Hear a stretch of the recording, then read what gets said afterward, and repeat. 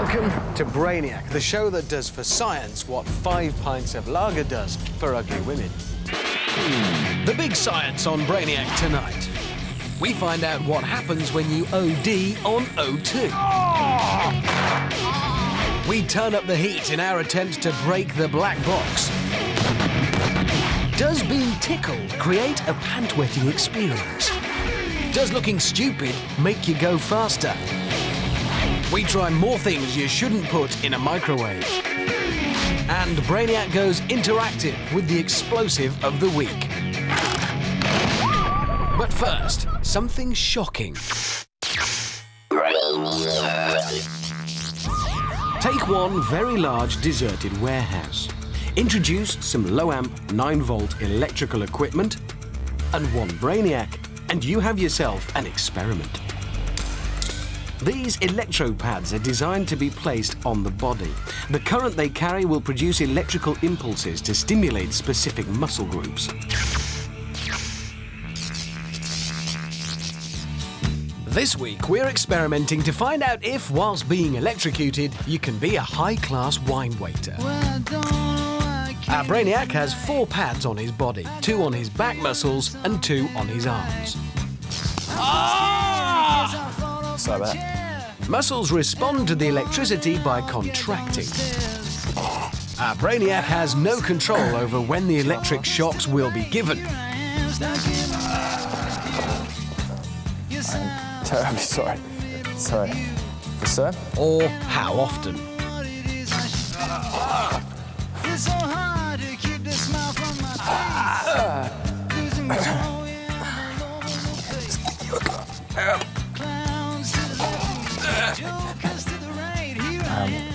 Just bear with me. Our Brainiac waiter might be polite, but his service is far from classy. Wine waiting. One more thing you can't do whilst being electrocuted. Enjoy your drinks.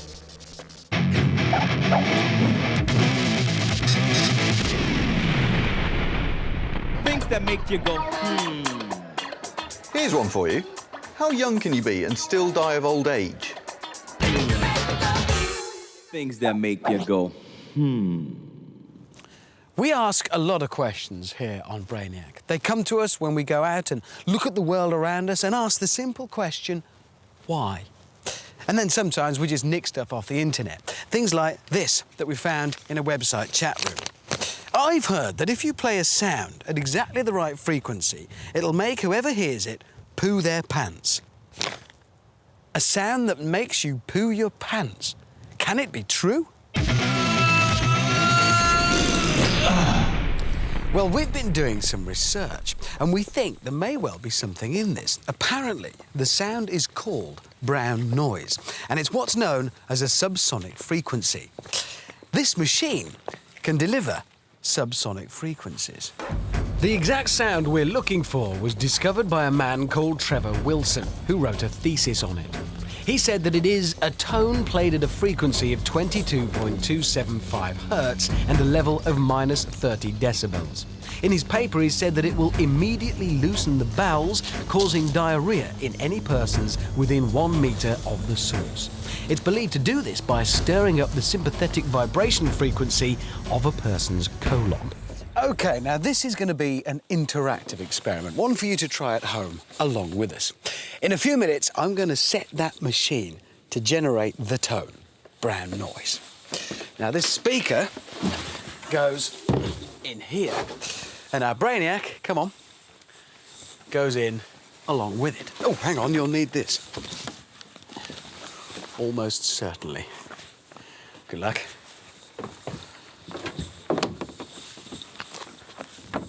You can take part at home as well, because we'll be including the noise in the soundtrack of this show. All of this will be happening after the break, but don't worry about not being ready, because we'll be giving you this on-screen warning before we do it. So join us in just a few minutes when we will, for the first time ever on British television, be broadcasting brown noise.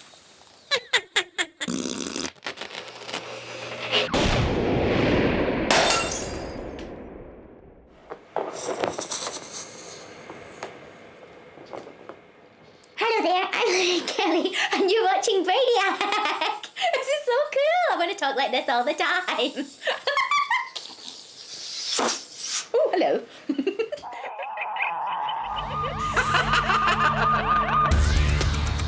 These two Brainiacs are very ticklish. Bring the chairs. So we're going to gaffer them to a chair and tickle them.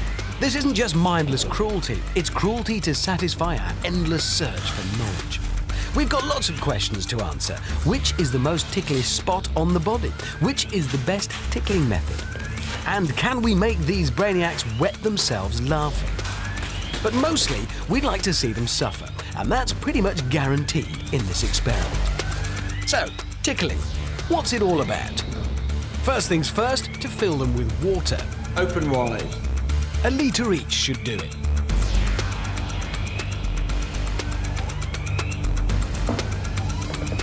OK, that's lunch.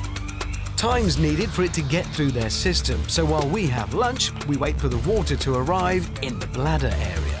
A little bit clammy. I think it's the weather we've been having. I told them to nitrogen pack them, they just don't listen.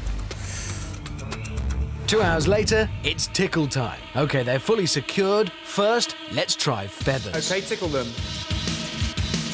In cartoons, applying feathers to the body is a surefire shortcut to hysteria. But what about real life? Tickling with feathers is akin to being tickled by insects in the wild. The instinctive reaction to laugh is the body's way of letting you know something's crawling on you. But our Brainiacs can see the feathers, so very little giggling from them. Let's move on to the hard stuff. OK, now I'm going to tell you how to tickle your Brainiacs. You two are going to approach the Brainiacs with a bit of surprise, a bit of aggression, quite aggressive, quite jabby, OK? And you two, a little bit more, softly, softly, a bit of menace, really quite sinister. OK, let's go. A couple of ticklers to each victim. We're trying two different methods, approaching them with menace We're gonna tickle you so bad. and grabbing them unexpectedly. Knees. A recent survey revealed people are most ticklish around the stomach area, closely followed by the neck, under the arms, groin, feet and knees. Stomach. Being tickled is very similar to being attacked. It's the feeling of panic which causes you to laugh. Groin. It's a tickle, not a massage. Darwin was the first to point out a tickling victim squirms and strains to withdraw the tickled part away from the attack. The feet. Italian scientists discovered most people are more ticklish on the right foot than the left, as it triggers responses in that part of the brain which generates laughter. Everywhere at once. Most young children instinctively giggle when tickled, yet prolonged tickling was one of the worst medieval tortures. And apparently men are more ticklish than women. OK, that's enough. Come with me, please. Finally, after establishing that being tickled is not an entirely pleasurable experience, Let's do it. we wanted to see which was worst, being tickled or being hit. Uncontrollable laughter or unbearable pain. Two Brainiacs continue with the tickling, while at the same time the other two smack them with table tennis bats. Our victims can shout for us to stop one of the activities. Which will they choose? Stop it tickling!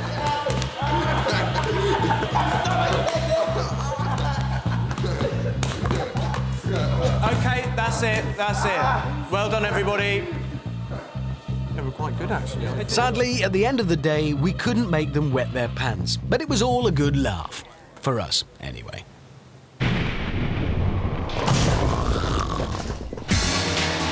When you need a healthy and nutritious slapper meal in a hurry, there's nothing better than a stir-fry. But what if you can't be bothered chopping up all those vegetables and standing there stirring it? Well, this is the solution.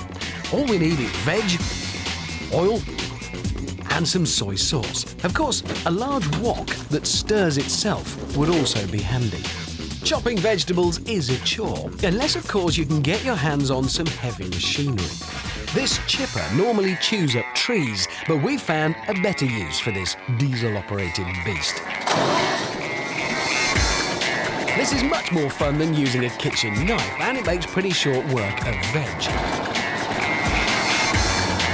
This chipper can chew its way through solid branches all day long, turning trees into toothpicks. So it's hardly going to make a meal of our fresh hand-picked vegetables. Well, it is, but, well, you know what I mean.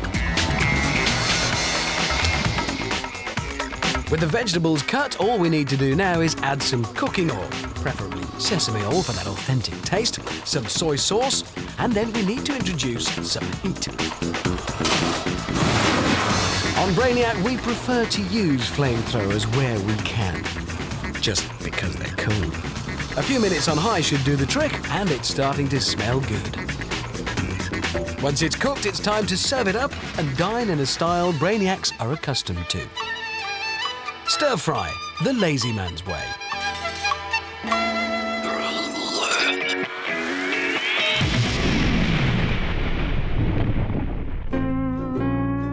Which fruit floats?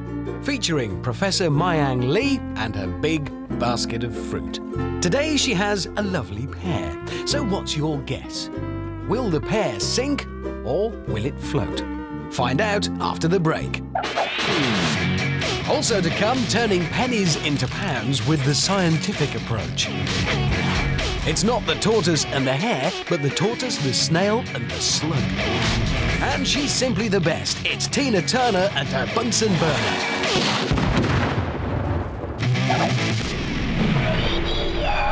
Before the break, Professor Mayang Lee and her juicy pear asked the question, does this fruit float? No, pears sink.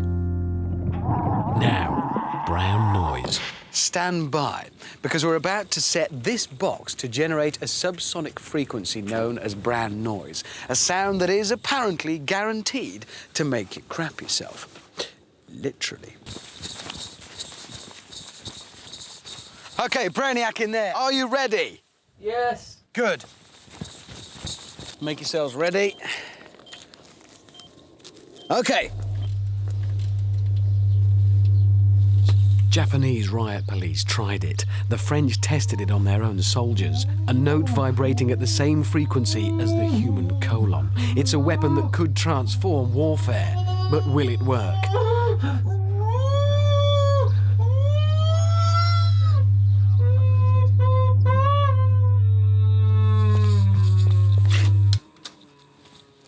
Right, we're safe. Now, I don't know how that affected you at home, but I do want to know.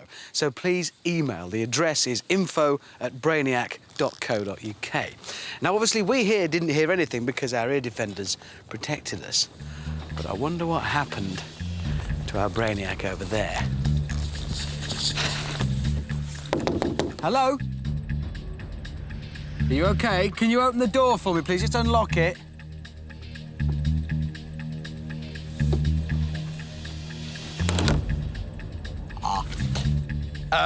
Brainiacs, I think we need buckets, probably. So, just a reminder that if you or the person sitting next to you has, like our Brainiac, had a little accident, let us know. It's info@brainiac.co.uk.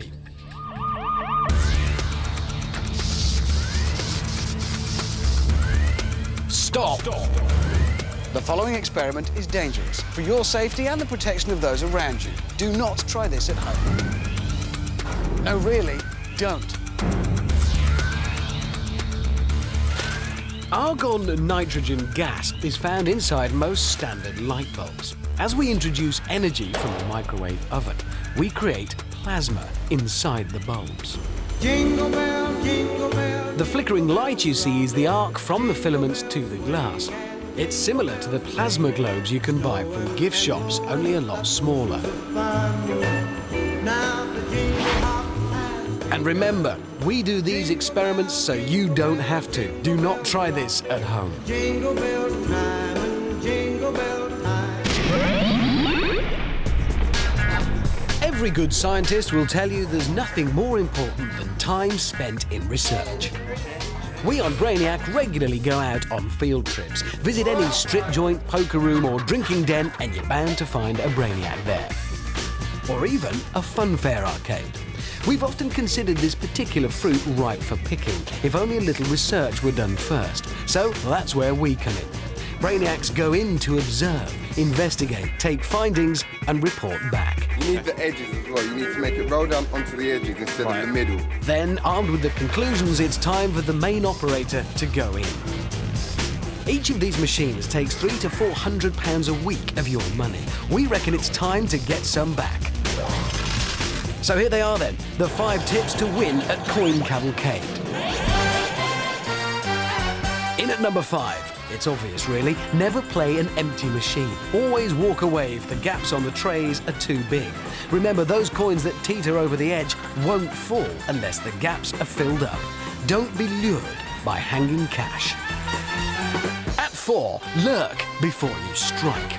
Yes, let some other sucker feed the machine for you. If they get a big payout and walk away, fine, you walk away too. But if they spent their stash without return, go in and cash in. In at 3, play 3 coins at a time. Never put in singles. The reason? If your coins get pushed in together, they exert a combined critical force greater than the sum of their parts. It's enough to push more cash over the edge. Number 2, cheat, but don't nudge. Nudging sets off the mercury switch, which drops the internal barrier, preventing coins being paid out. Instead, try stamping. The up and down motion will not trip off the alarm, but will result in dropped coins. And finally, top of the tree at number 1. Once it's paid, walk away. It may pay out again, eventually, but it's done all it can for now, till some other loser comes along and tops it up. Then you can go back. So, there they are, 5 scientifically proven ways to help you cash in at the Coin Cavalcade. Isn't science fun?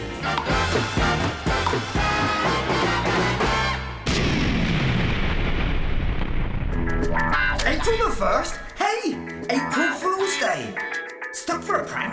Try this. Simply sprinkle some lycopodium powder around your mate's light bulb. Then look out when he switches it on! That'll make him jump. Makes me laugh.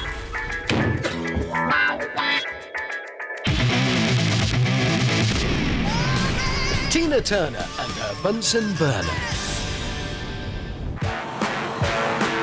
Tina Turner loves her science. Though she has, of course, now become an international singing star, she's never forgotten those school days she spent in the lab down in Nutbush. Whenever she gets a break from her busy schedule, she likes to dip into her scientific knowledge to blow something up.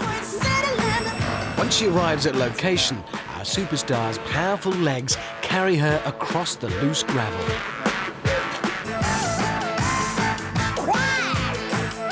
Tina uses her ample brain to decide which car to explode. She chooses blue, her favourite colour. She decides to explode the car using petrol, a volatile liquid compound of hydrogen and carbon molecules. It's a hot day, but Tina knows the petrol she's throwing around will not explode without a spark. So she splashes it around liberally. And chucks in the sealed container as well, so there'll be a good bang. Tina has decided to ignite the fuel with a flaming arrow, so she now works out the flight details. She has to be sure the arrow will arrive bang on target if she's going to get the bang she wants. She decides to let a Brainiac fire the arrow, as she's nervous that the propane and alcohol in her hairspray are highly combustible. Tina knows that the energy transferred to the arrow from the bow will fade away during its flight, so she encourages the Brainiac to aim well above the car. A Brainiac delivers the vital tool of her trade. Your Bunsen burner, Miss Turner. The arrow is lit. It's now time to conclude her well-judged plan. Aim! Fire!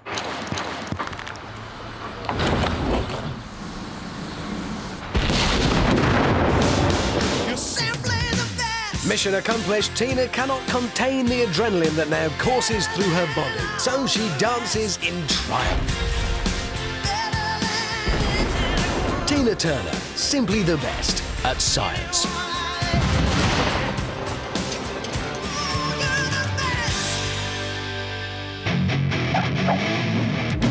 Things John Tickle's body can't do. Come in. Hello, Mr. Tickle. Would you stand over there, please?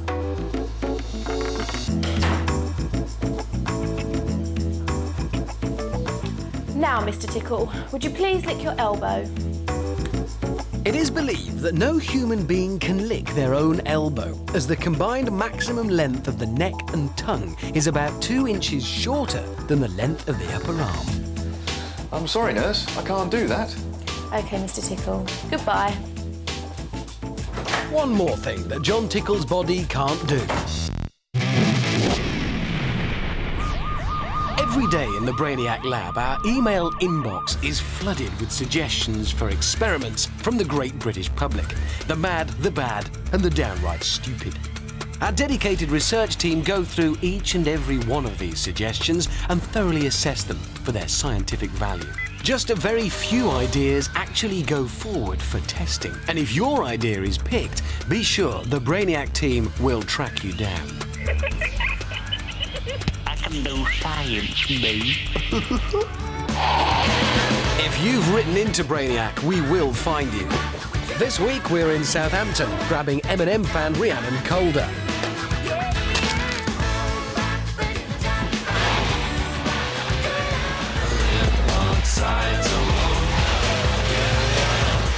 If you've got an experiment you want to do, then send us an email and we'll invite you round as well. Our address is info@brainiac.co.uk. And if we do choose your experiment, this is where you'll come to get it done, under the enthusiastic eyes of Charlotte Hudson. Today, it's Rhiannon Calder. Dear Brainiac, which is faster, a slug, a snail, or my tortoise? Good challenge, Rhiannon. Bring it on. We'll have a go at any experiment you like here, however rubbish. You call the shots. First, the racetrack is set up. 5 foot long. We don't want to be here all day. We'd rather be blowing things up.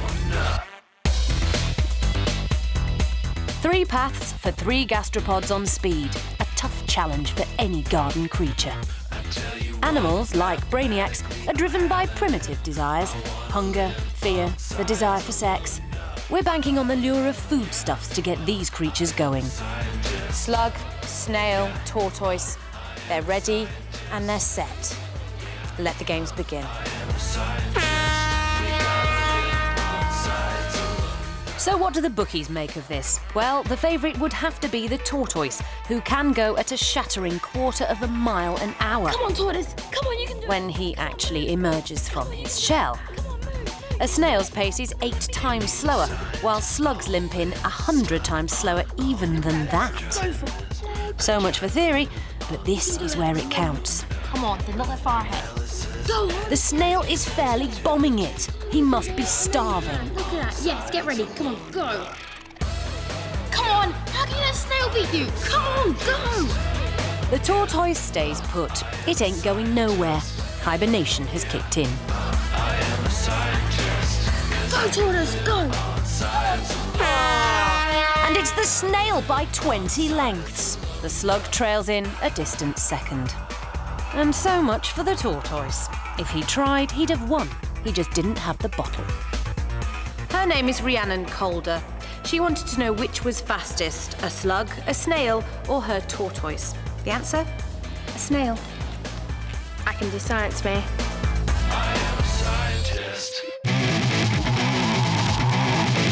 101 uses for a wee. The seaside is such fun. But wait! Oh no! Watch out, holiday man! Shark attack! With its scary face and razor-sharp teeth, is it all over for you? Wait! Why not save yourself with some wee-wee? Packed full of minerals, hormones and enzymes, wee-wee is a byproduct of your blood, so it's perfect to distract those vicious fishes. Chuck it out the boat and watch those sharks swim away. Phew! So, next time you go sailing, make sure you pack some wee-wee. You know it makes sense.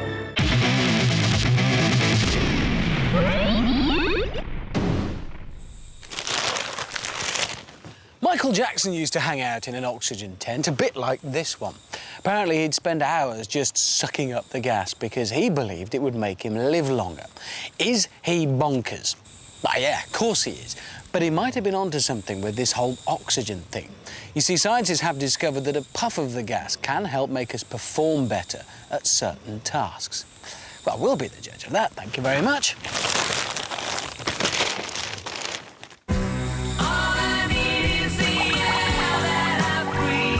I've got 2 Brainiacs here and 1 canister of oxygen. Out there, we've set up our very own assault course, a series of challenges for our Brainiacs. It might get messy, they'll almost certainly get hurt. Now, this Brainiac here is going to do the whole thing au naturel, breathing just pure, simple, natural air. This Brainiac, though, is going to compete with the aid of a stimulant, a heady mix of oxygen and air. First, let's administer the gas. Pure oxygen is lethal, so we can't use that. Well, not while we've got an experiment to do. So we're giving this Brainiac a cocktail of air and oxygen, while the other one breathes the God-given air, much like a normal human being. Now they're ready for their first challenge. So, Brainiacs, mount your steeds, please. OK. Ready, set, go! We've built a course which our 2 Brainiacs are equally good or bad at. So, can the added oxygen give this Brainiac an edge? Fantastic over! Pushing these trikes as fast as they can is a test of energy. It's an aerobic exercise, so oxygen enhancement should help.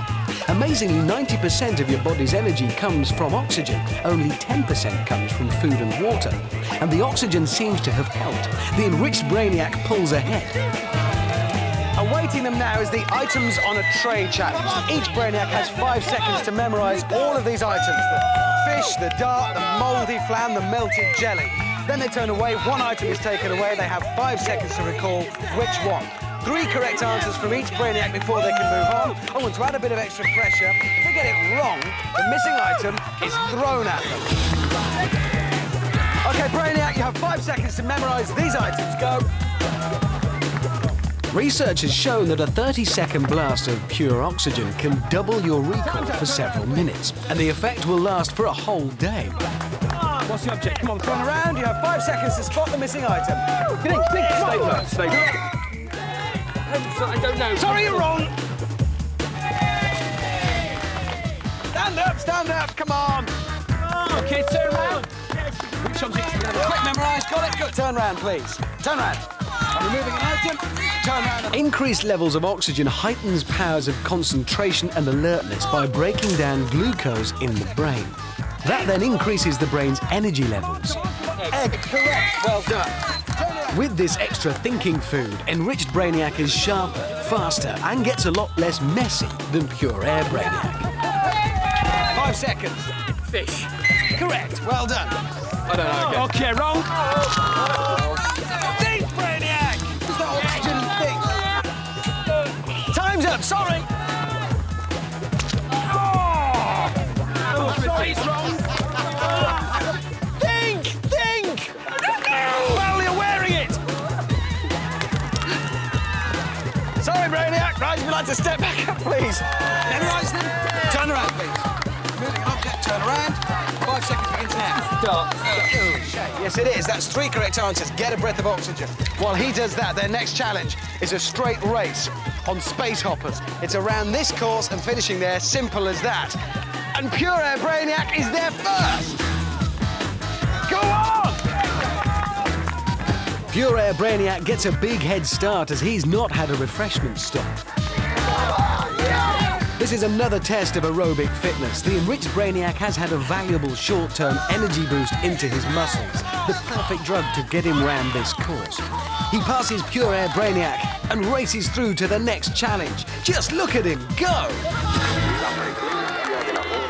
Awaiting our Brainiacs is the final challenge. This is a simple test of reactions. There's absolutely no thinking required. Each of the 2 will be armed with one of these, a paintball gun. And waiting for them, down here, are 4 oil drums, in each of which is a Brainiac. Each of them has a sign that says, don't shoot me or shoot me. They'll pop up at irregular intervals, holding either that side or that side. Pretty simple, really. 5 correct hits, and it's a race to the finish.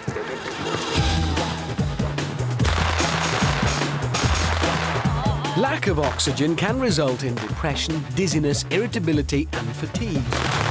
Coincidentally, the same feelings that the target Brainiacs are now experiencing.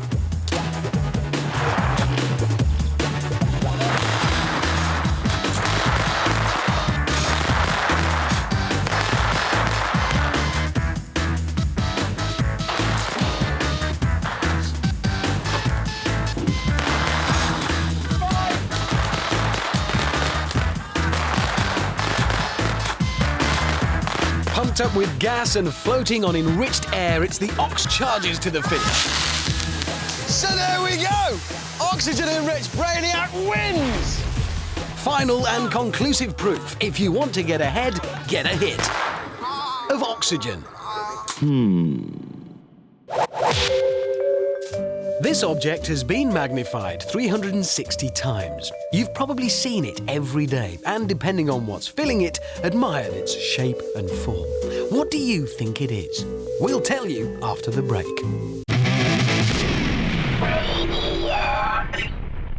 Earlier, we showed you this and asked you to identify it. It's an everyday object that's been magnified 360 times.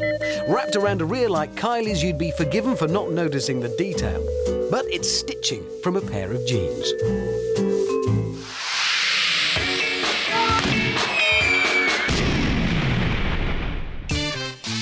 We've got our hands on something a bit special, flown in from the USA just for us. It can withstand 20,000 feet of pressure underwater. It has an astonishing fire resistance of 1100 degrees centigrade. It has a staggering impact tolerance of 3,400 Gs. We're not supposed to have it, but we have. It's a black box flight recorder, the strongest box ever made. And it's yellow. Last week, we used 19th century battlefield technology to try and destroy our black box. But despite its effectiveness during the American Civil War, it had little effect on our target. Incredibly, it even survived a direct hit from a 12-pound cannon. This week, we're using something developed at Harvard University in the 1940s and used by the United States Armed Services to try and destroy our black box. Napalm is a mixture of gasoline, benzene and polystyrene. It burns much slower than petrol and can reach temperatures over 1,000 degrees centigrade. Our box can supposedly withstand up to 1,100 degrees, so it's going to be a close-run thing. Okay, going in 3, 2, 1.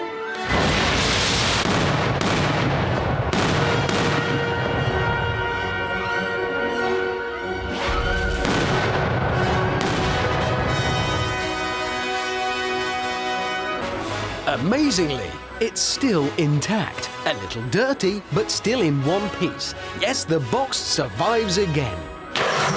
Next time, the landed gentry have a go at blasting our black box. Jolly good chair.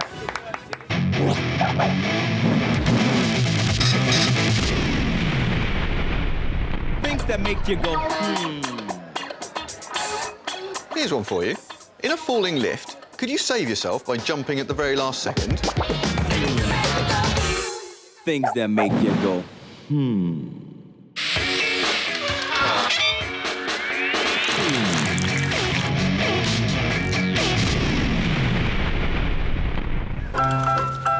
Pub science, the Brainiac alternative to speed dating.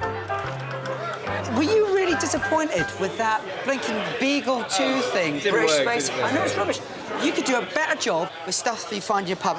You need a launch pad, some fuel, if you want to hang on to fuel. That's fizzy indigestion tablets. Washing up liquid with some warm water. Just pop those in here, break them in half, drop them in. Add some hot water. They'll start fizzing. Add a bit of washing up liquid to increase the fizz. And, screw the lid on quick. And then, just wait, really. And any minute now, the pressure will build up significantly and it will take off. Go on. Go on. This is real cutting-edge science. I think shaking it might increase the rate of reaction. It's gonna work. You're looking anxious, so I'll just point it slightly that way. Any suggestions? Yes! Yes! Yes! First rocket into space!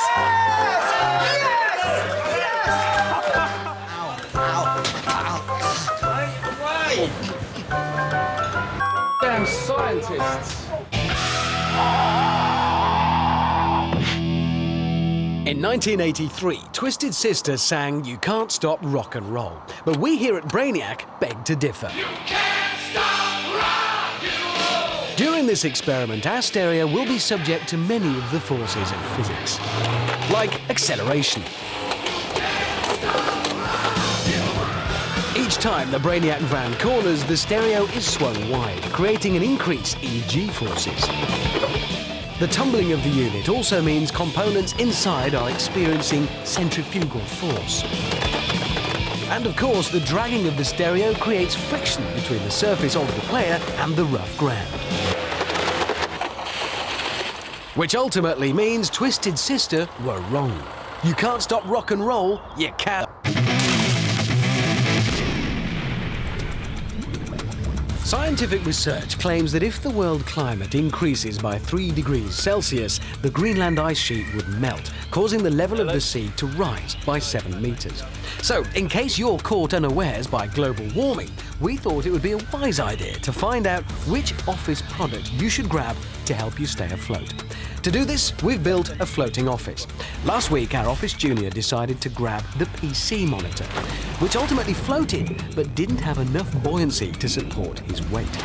This week, when he hears the high water level alarm, he'll grab another office product to test for buoyancy.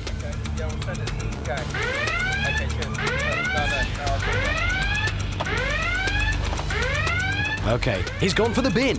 I don't know, surely that won't keep him up. But it looks like he's using his head. He's turned it upside down to trap the air inside. This office product looks to have some potential.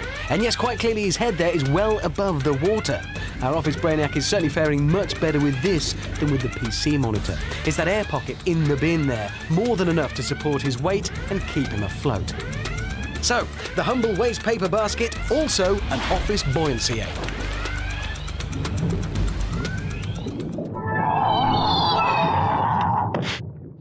Sport. It used to be just a good, honest duel between two teams or individuals. But as our understanding of science grows, so does the amount of technology involved. I mean, take swimming. That used to be a pure sport where competitors wore nothing more complicated, basically, than a pair of pants. Now they've got those sharkskin-style bodysuits. And what about the England rugby team in their skin-tight numbers? A far cry from the rugby shirts of old. The question is, though, does the aerodynamic design of clothing really make that much difference?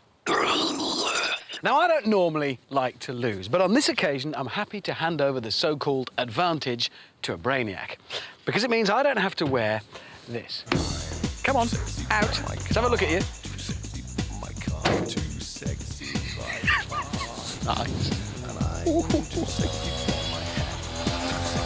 Now, the way we'll be testing to see if aerodynamic clothing really works is by using two identical scooters. They'll both be carrying exactly the same weight. The only difference will be the style of clothing the riders are wearing. So if aerodynamic clothes really do work, then the Brainiac should beat me. So, first things first, the weigh-in. Our aerodynamic Brainiac weighs 68 kilos.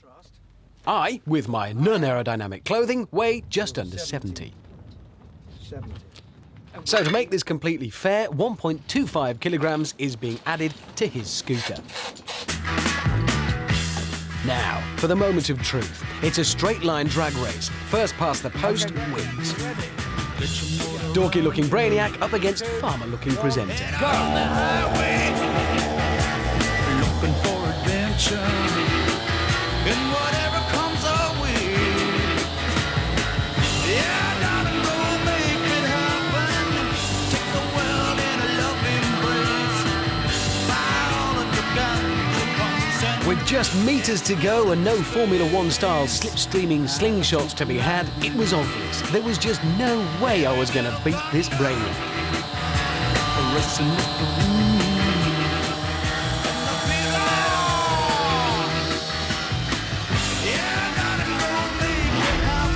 So you can clearly see the large jacket filling up with air and more or less acting like a sail.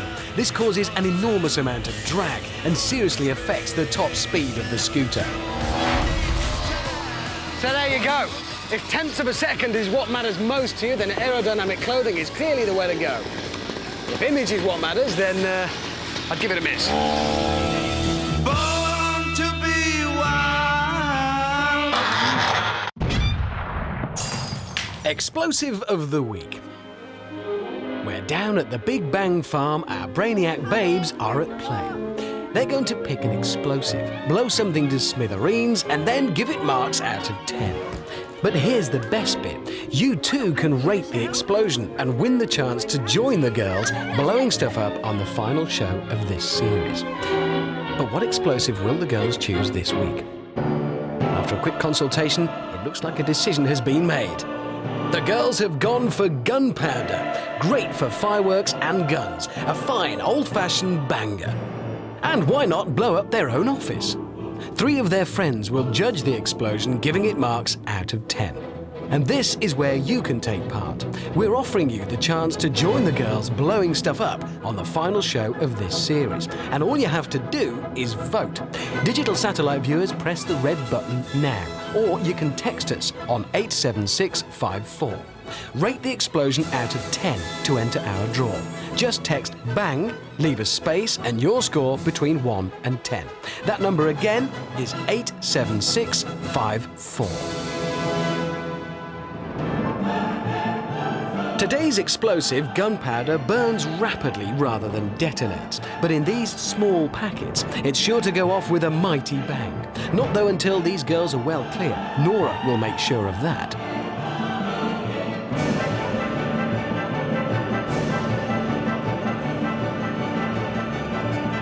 The judges are ready, so here we go. Let's make it go pop.